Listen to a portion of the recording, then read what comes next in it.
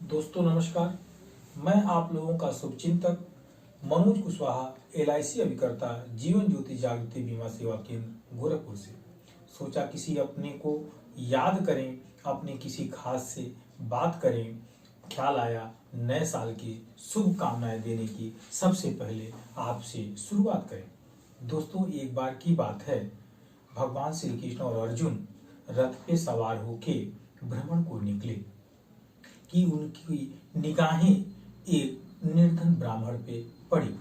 उनकी निर्धनता को देखकर अर्जुन को दया आ गई और वो 100 असरफियां उन्हें दान में दे दी।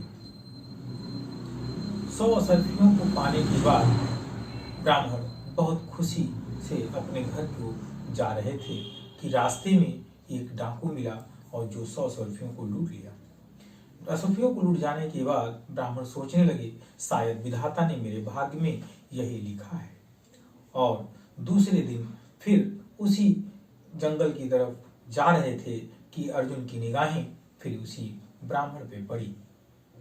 ब्राह्मण की दशा को देखकर अर्जुन जी ने उनसे बुलाकर पूछा और सब कहानी सुनने के बाद फिर उन्हें एक माणिक उपहार में दिया, जो माणिक इतनी कीमती थी, वो रत्न जिसका कोई जवाब ही नहीं था।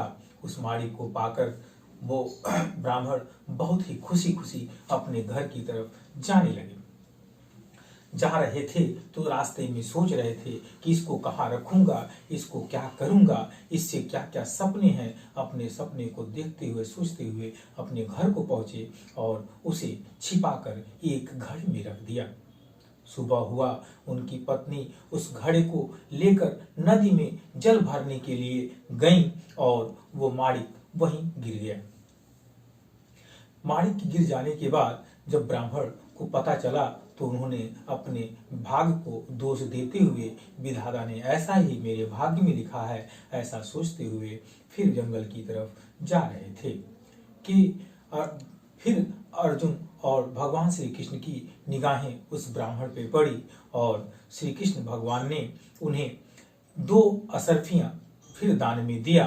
और देने के बाद वो फिर अपने घर की तरफ वापस जा रहे थे और सोच रहे थे कि इन 2 असरफियों का मैं क्या करूंगा। जब माणिक 100 असरफियां मेरी किसी काम की नहीं है तो ये 2 असरफियां मेरी किस काम की हो सकती हैं, इससे मैं क्या करूंगा, इससे मेरी कोई पूर्ति नहीं हो सकती। ये सोचते हुए रास्ते में जा रहे थे कि उधर से एक मछुआरा मछली को जाल में लिए आ रहा था और उस जाल में मछली पानी के बिना तड़प रही थी। उस तड़पते हुए मछली को देखकर ब्राह्मण को दया आ गई और उस 2 असरफियों को उस मछुआरे को दे दिया और मछली को छुड़ाकर अपने कमंडल में रख लिया। कमंडल में जो ही मछली आई, वो जो माणिक नदी में गुम हो गया था, उस माणिक को वो मछली निगल गई थी और कमंडल में निगला हुआ माणिक उसमें निकाल दी। माणिक को देखते हुए ब्राह्मण का खुशियों का अंबार हो गया। खुशियां इतनी अपार हो गई कि वो कुछ समझ नहीं पा रहे थे और चिल्लाने लगे, मिल गया मिल गया मिल गया। उसी समय वो डाकू भी उसी रास्ते से आ रहा था और देखा कि ब्राह्मण लगता है हमको पहचान गया है, ये हल्ला कर रहा है। इस नाते उस 100 असरफियों को वहीं फेंक कर चला गया। 100 असरफियों को पाने के बाद ब्राह्मण का खुशी का अंबार मिल गया। खुशी का इजहार नहीं रहा और वो अपने घर को जा रहे थे।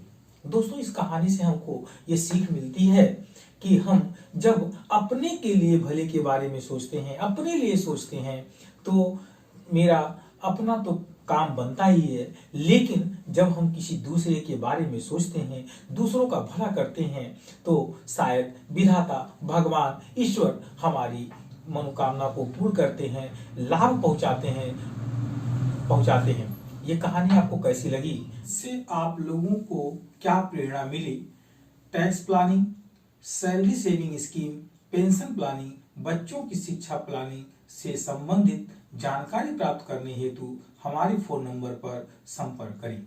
पुनः एक बार नव वर्ष की हार्दिक शुभकामना और आपका परिवार स्वस्थ रहे, मस्त रहे, सुखद और सुरक्षित रहे। इसी मंगल कामना के साथ I wish to progress in your life.